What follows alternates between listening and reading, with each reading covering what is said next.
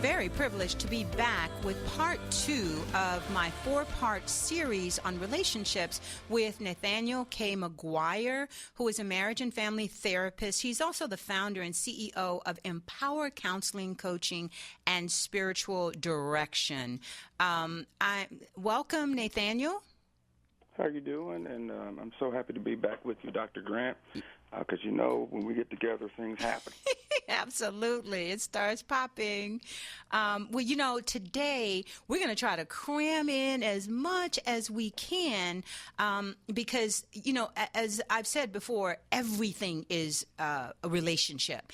And I think that our relationship as adults to our youth and to our children, and you've already stated that there's no more important relationship in the world than that of a parent to the child and parenting. And I believe that, in the African proverb that says that it takes a whole village to raise a child.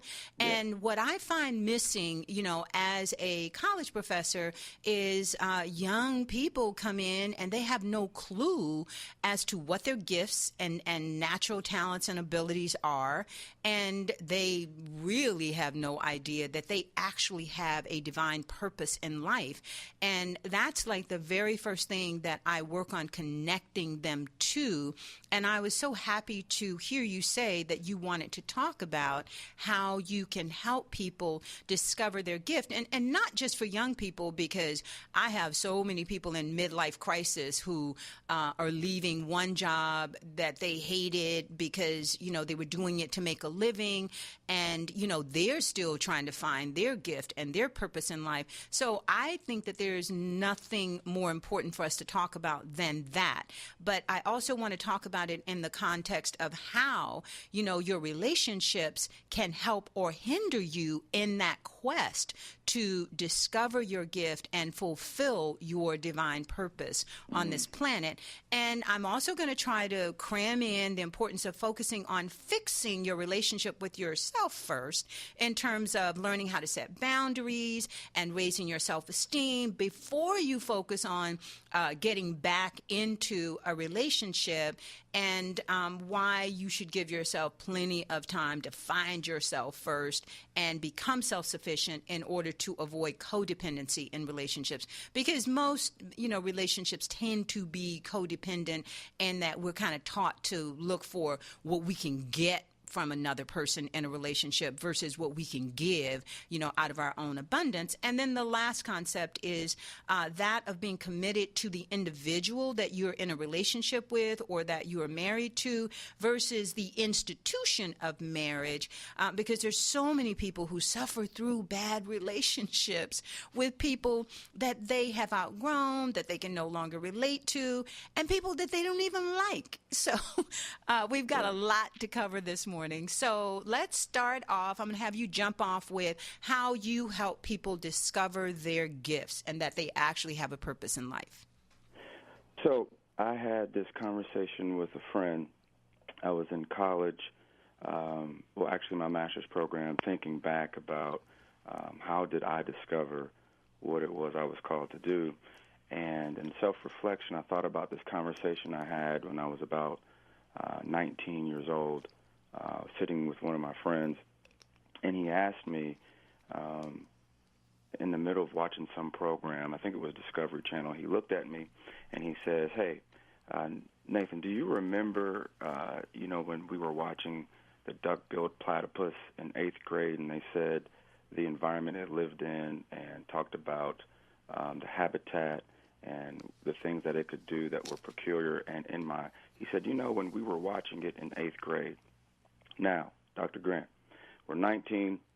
At this time, I did a lot of drugs, so I'm sitting there high with my friend, and he asked me in 8th grade, do I remember the duck-billed platypus? And I'm in awe. I'm thinking, man, now this guy was a genius. and he scored off the charts in his ACT and SAT. Uh-huh. And so, it was at that point I just had to be honest, and I asked him the question, man, how in the world, what is it like for you to remember things? Because this is crazy what you're asking me, but let me just go here. What is it like for you to remember things? He looked at me, Dr. Grant, and said, what do you mean? And I said, well, man, and I'm thinking maybe he doesn't hear me. What is it like for you to remember things? And he looked at me in awe and said, what do you mean? It dawned on me that my friend has a photographic memory. Yeah. He is not trying to remember anything. He just remembers. It is a gift. Uh-huh. So then he looks at me and he says, well, Nathan, I noticed something when I'm frustrated with people or angry, of which now I understood, right? He thinks everybody's stupid because he remembers everything. And he was mostly irritated with people a lot. And so he said to me, you have a lot of compassion on people. And when I'm angry and I want to, fight somebody or yell at them, you'll start talking to me about, well, his father moved out of the house. He's probably upset or irritated. And we're young. I used to do this all the time. Right. He looked at me and he said, what is it like to have compassion, to try to have compassion? Wow. How do you do that? And I looked at him and I said, what do you mean? And he said, how do you just have compassion? And it's dawning on me. No wonder you're mean, man. You have to try to have compassion on people, right? I'm thinking. But people that you think are stupid. Exactly, because they were to him, right? He had no compassion or empathy. And at that point, it dawned on me, that's a gift. And I said, you don't have compassion on people all the time? And he said, Nathan, most people don't. Most people don't have compassion. You do all the time. People don't even believe it. I have to explain you really like that, right? So that totally changed my life because I realized that these emotional gifts or emotional intelligence, they're gifts that in my education system, typically, it wasn't used for me. I wasn't able to really tap into it until I got into my master's program. So, but let's be honest. But let's be honest, Nathaniel, because we touched on this in the first segment about emotional intelligence. I didn't discover that there was such a thing as emotional intelligence until I was in graduate school, and then I understood the difference between being able to relate to some people and being unable to relate to other people, because I have always had a high level of emotional intelligence, and discovering that there is such a thing as an emotional IQ and then your intellectual IQ. Now, think about this. Okay, I scored in the 99th percentile in the United States consistently, which puts me in the top 1% intellectually. Wow. But also to be in the highest percentage emotionally, I did not know that, I thought this was normal, that people had, that conversation tickled me that you had, because I thought, all of this was normal. Then when I started teaching it to my students, this is what I told them. I said, look, when you're getting ready to get into a relationship, it's way more important, especially I'm telling women, to try to find a man with a high emotional IQ.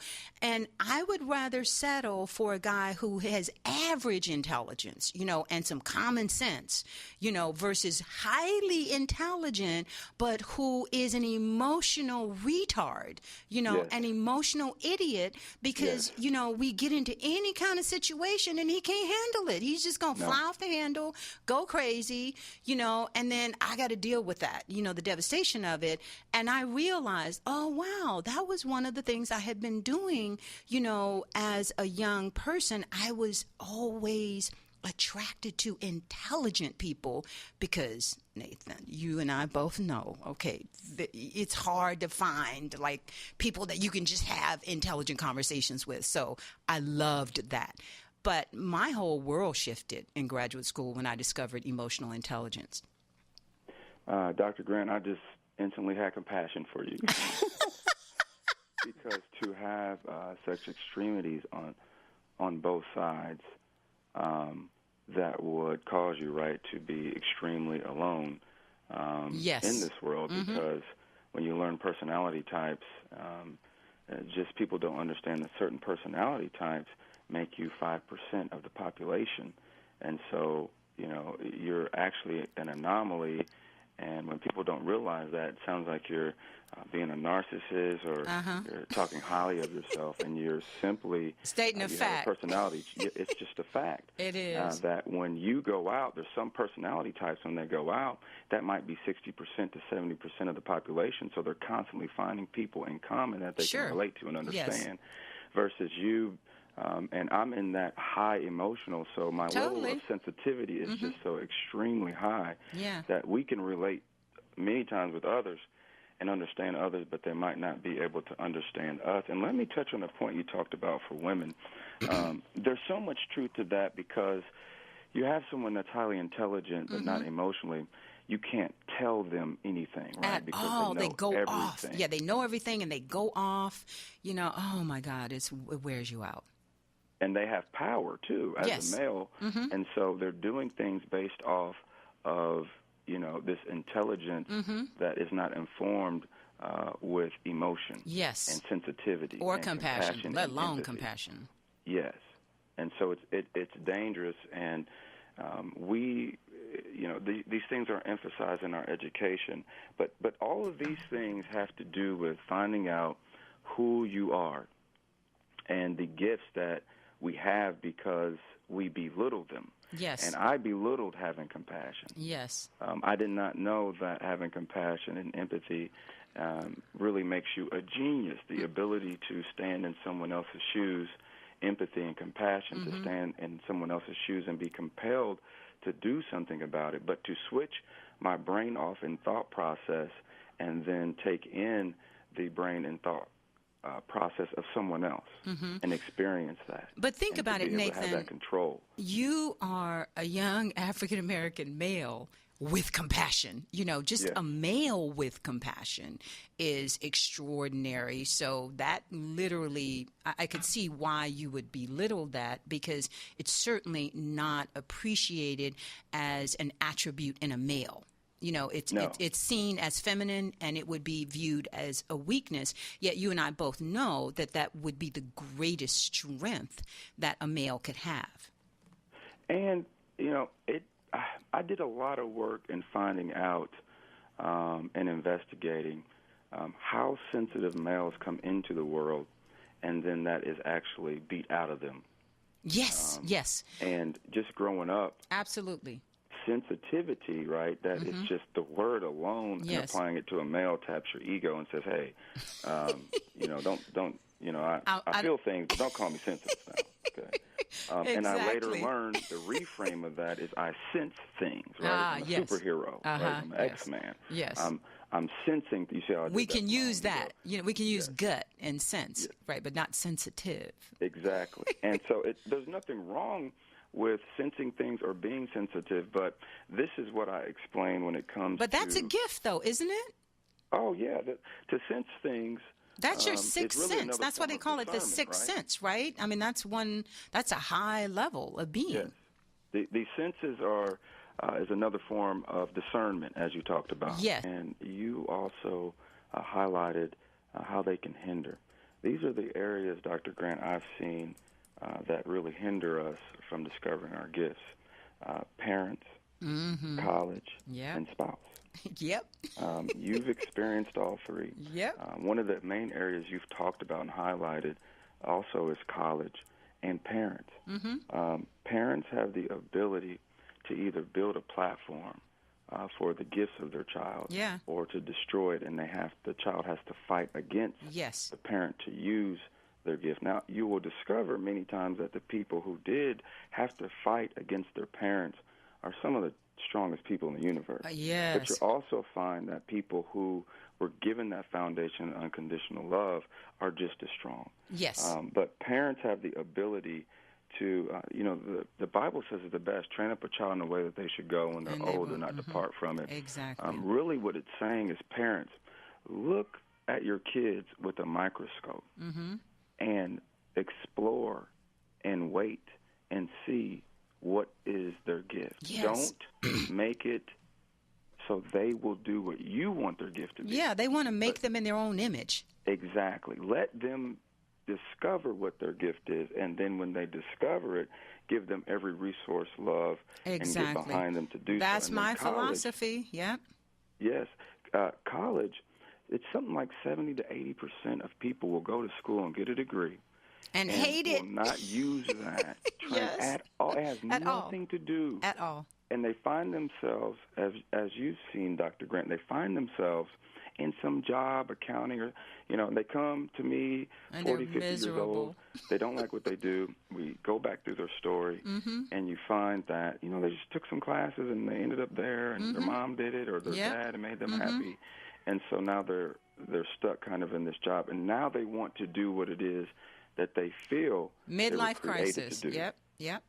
That's what now, spouse is the last one. Oh yeah. Where you will be with someone and they don't see what it is that you're gifted at, and they'll diminish it. Yes. And they'll be selfish at times and make it all about them. Yes. And then when you might have helped them get to this place they want to be, and then it's your turn, and they won't allow you or support you to get to that place. And so those are the three areas I've seen that cause people not to use their gifts. You hit the nail on the head, and me divorcing both of my husbands had to do with the fact that I'm a Virgo, I'm a nurturer, that's my nature, and I nurtured them in their careers first. And then when it came my turn, oh no, I was a huge threat. And they did everything they could to thwart me from being able to fulfill my, divine plan. And so there's some people, like when I went to India, the Nadi reader, these are these really wise people who will find, these ancient palm leaves, and not everybody has one, but mine was there. And when I went in, he said, "Oh my God, you got married twice and you have 2 children?" And I went, "Yeah." And he said, "And you were never supposed to marry. Your purpose on this planet is so vast that you didn't have time to do this." And he was just like, in a hurry, like, "Do you realize, you got to make up for all this?" And I was like, "Yep, that's why I'm here." Wow. I'm trying to make up for lost time.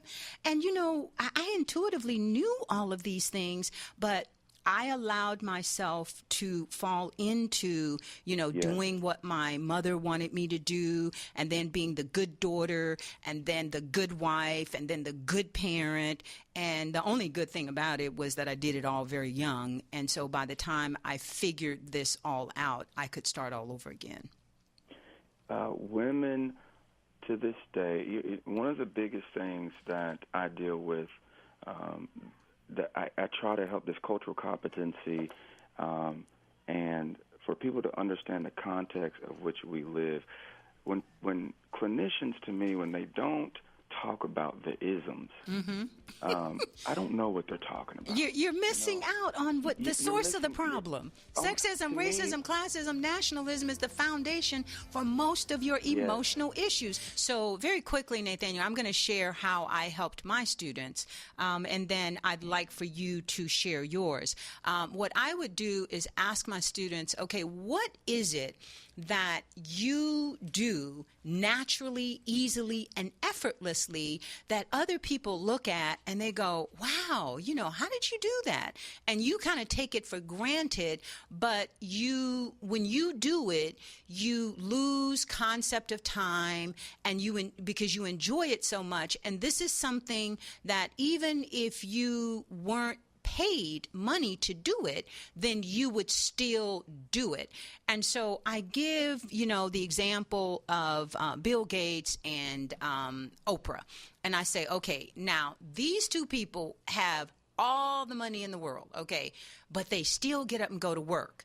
And you have to think about, when I'm asking you, what is your natural gift and ability, and then I would say, if you woke up tomorrow and you won the lottery and you never had to work a day in your life, what would you do with the rest of your life that would be meaningful and that would, make a difference, on the planet, that would leave some kind of legacy behind? Because, I had to quantify everything, because if I left it at that, they would say, oh, I'll buy houses, I'll travel, I'll this, that, or the other, but make a contribution, and so it was a process in the class, but nobody got out of my class without figuring this out, because then it would put them, on a course of action where they had to rethink, where they were, what their major was, why they were doing it, and would this bring them joy?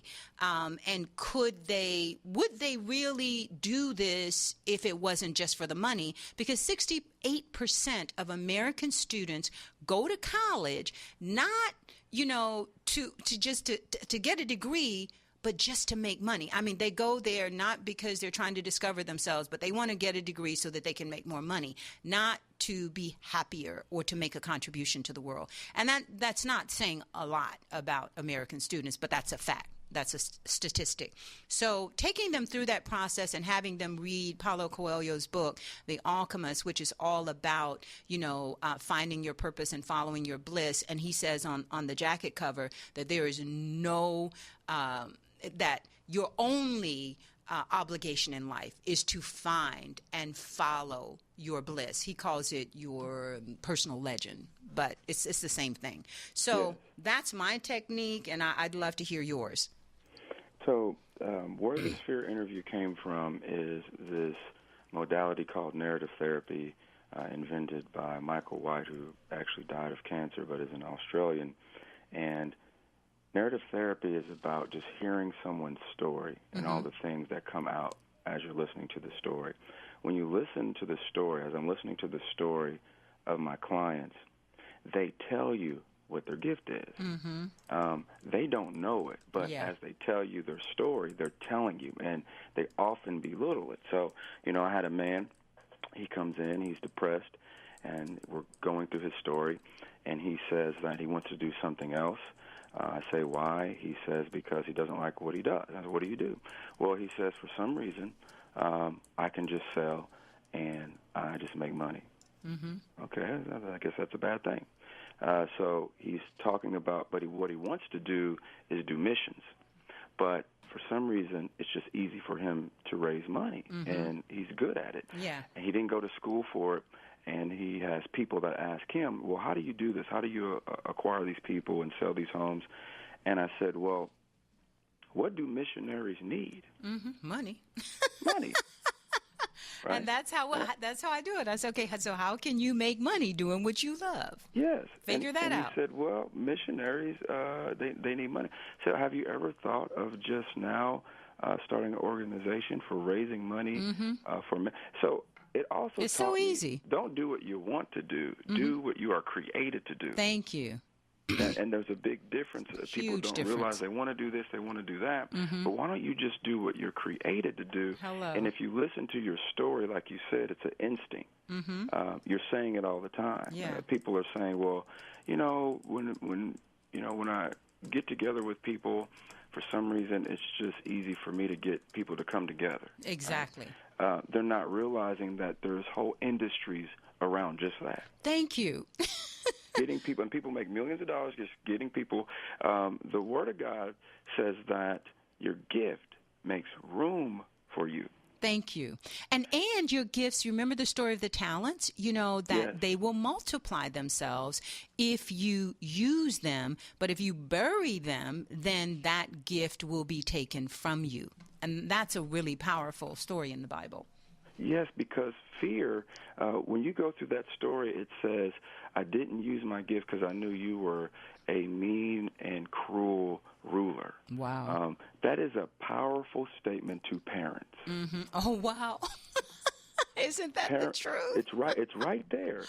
Parents don't realize that when they are mean and cruel, and I see this time and time again, when you have unconditional love, and you're a business person, and you feel that you can go out here and make a mistake and try and go out here and make a mistake and try until you get it, well, then you're going to be successful. Mm-hmm. But when you messed up as a child and someone screamed at you, Mm-hmm. yelled at you, smacked you, then you're scared to make a mistake. You become a perfectionist, which is really you know, having excuses for why you won't do this and this because it has to be perfect, and you bury your gift out of oppression. And a lot of that has to do with our leaders and our rulers and how they treat us. So that is one of the main ways that I help people discover their gift is listening to them. And then that parental figure, that mentor, that coach, as you know, experience in college, especially with those young people, Dr. Grant. And those are your people. Yeah, those are my children. To develop, because those are your people. It's speaking to them and affirming and acknowledging. There's nothing like when somebody says, hey, I notice you.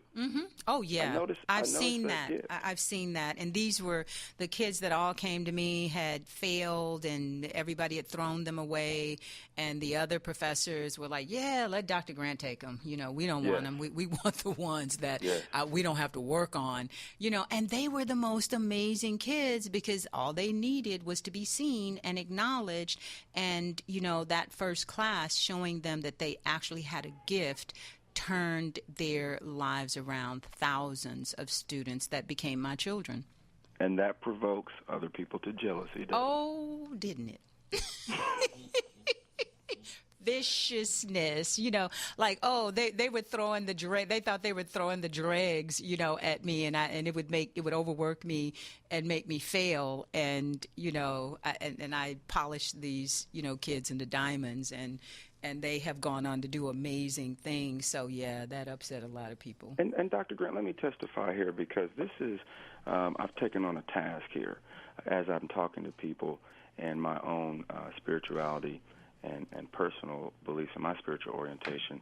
This is where I learned to talk about Jesus differently. Because when you look at the story of Jesus Christ, Jesus literally has been used to traumatize people, to abuse people, to hurt people. Just the image of him on the cross suffering instead of all the amazing things that the blueprint that he left for us. And that was all we could give people was, you know, his suffering. Hell and brimstone. It comes from a culture of slavery where we use and traumatizing Jesus people to oppress people and traumatize people. But when you look at his story, this is what he did. He came, and then he came to the so-called rejects. Sure did. And made the them prostitutes, masters, the poor. leaders. Yes. So Matthew, Mark, Luke, and John were the misfits that you had in your class, right? And then you had the Pharisees or the Sadducees, the church leaders. The administrators at the school.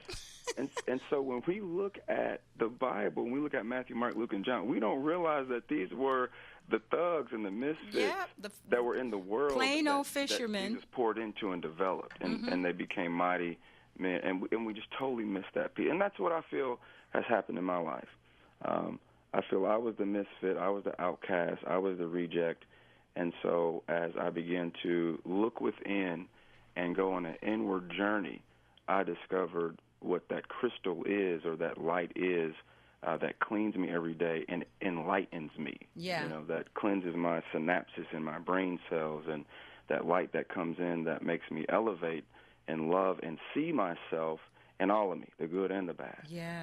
But that allowed me to embrace my gift, and I discovered once I heard God affirm to me who I am, I could care less what anybody else says. Yeah, and you know, I learned as a child, you know, not to care about what people thought about me, because I was constantly being reprimanded for speaking out and speaking the truth, and I just couldn't help myself, you know.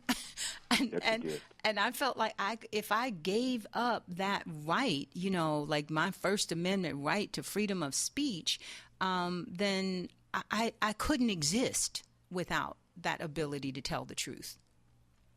So when you were talking, this is what was bubbling up. People don't realize they used to use this, religious term that's a cliche: set apart, sanctified, consecrated, All that means is set up to be abandoned, rejected, and by yourself. That's Jesus so was true. the chief cornerstone that was rejected. It says that Say that one more good and time. perfect religion. Repeat that. It means to be rejected, to be abandoned, to be set apart, means to be all by yourself. That's what anointed and That consecrated means. And you have to accept that. You have to accept it. And I accepted it as a child, and I had to be okay with it, and I'm still okay with it. And it makes you have that personal relationship with God, because you have to, because you're alone in Totally.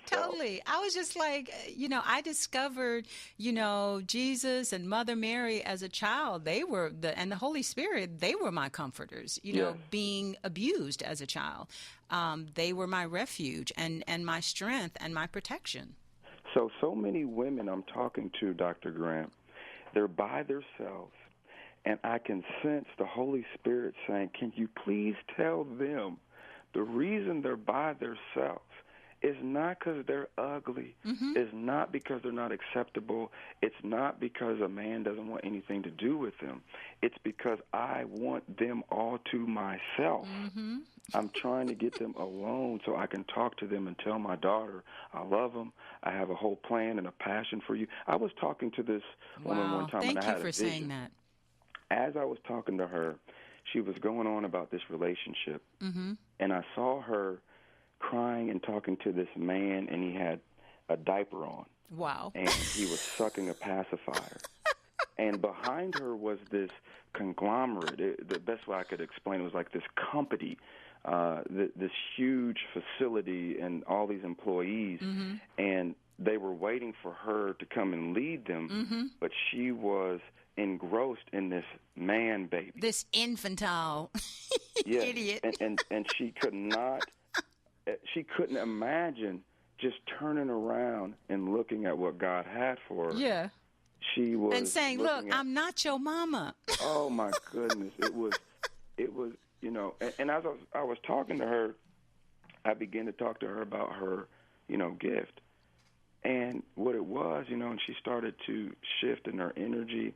But she still could not comprehend that that's what God was trying to do with her, trying to set her apart. Yes. So she can go and do what she was gifted and created to do. That is so powerful. What you just said gives women, relief, because I can't, get people to understand that, I've done 2 marriages, and I really have no interest whatsoever in a relationship, because it's time for me to, focus on my spirit, and me, because I've never done that my whole life. I've taken care of everybody, thousands of students, 2 husbands, 2 children.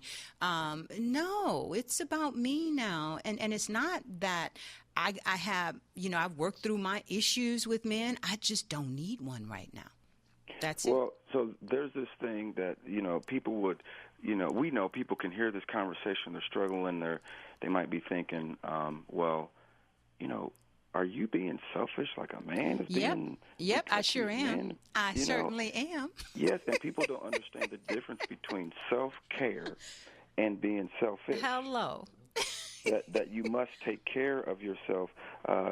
They came to Jesus, and he's healing people, he's feeding them, and he would just leave and go to the mountains, and they would say, where are you going? He had to disappear, just to do him. The sick you will have with you always, yes. He said. But I must spend personal time with myself and my Father, unless I will be here sick. Thank you. I'm on my way to Bali for that reason. Exactly. I'm leaving in a few days to go to my spiritual retreat, to do me and get my head straight again.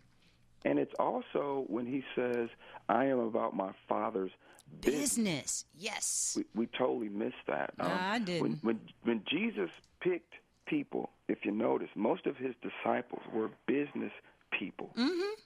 Because they understand sacrifice, they understand building something. When you left and begin to build with God your own platform, you had to leave a cushy job. Sure did. That most people would never leave. They die in, the kind of position I had. Yes. And now, very quickly, I'd like for you to talk about why it's important for us to be more committed to the individual that you're in a relationship with versus the institution of marriage, and not suffering through a relationship that is no longer, supporting you on your spiritual path or in fulfilling your purpose or expanding your gifts.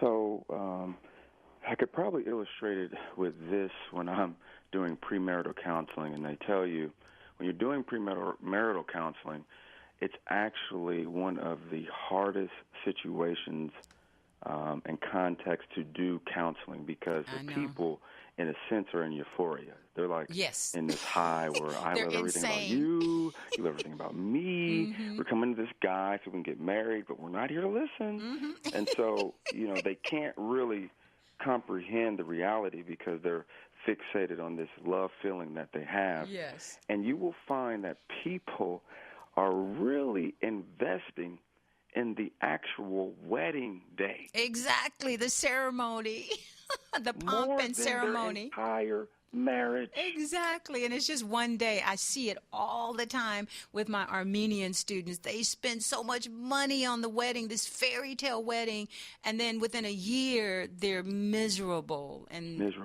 Wow, the beauty's all gone. I think there are two things you would never do, statistically and intellectually, if you really read and knew what you're getting into, and that would be get married and have kids. Right. You would never really do it if you really understood what you were getting into. Yeah. Yes, but I agree with you. Well, it's so even Paul. It's funny in the middle of it's the epistles, and Paul out of nowhere says parenthetically. I just want to stop right here. Not the Lord, but I say don't get married. But if you have to, then go ahead. I'm like, is that in the Bible? Yeah, it sure Paul, is. what are you trying to tell me? And he goes on to say that if you can, but he says if you have the gift of celibacy, and people don't realize that some people really have that. They have the gift to be totally dedicated to the passion I have that. to God. Yes. You do. Yes, and, totally. and a lot of women do have that, but society tells you that that's not really something that's real. You have to be a nun in order to have such a thing. And many nuns don't have that gift. Exactly. Right? And priests. And priests don't have that gift. But it tells you that your desires when you're married are for one another at times, and they're for the things of this world. Yes. And I know what he means, I get it. I have an awesome marriage, but I get that I am concerned days about a car baby seat. Absolutely. I'm concerned about the bacon. Did I get the right bacon? Wait, we don't eat bacon anymore. We got school. Well, babe, did we? Right. There's a lot of things going on I'm concerned about as God moves us to this divine purpose. But we had to learn our marriage was about the vision and gifts that God had for us, and I just so happen to be blessed. Well, bless you, Nathaniel. Oh, my God, we covered so much in this 1 hour, and yet I feel like now we should have done an 8-part series.